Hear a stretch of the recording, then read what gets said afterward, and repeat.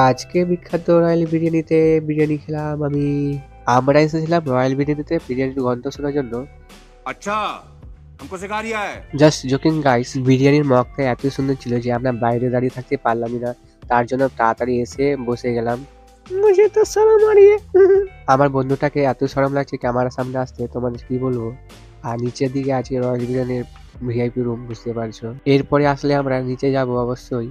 Finally এখন আমাদের বিরিয়ানি চলে আসছে, তো চলো বসা যাক।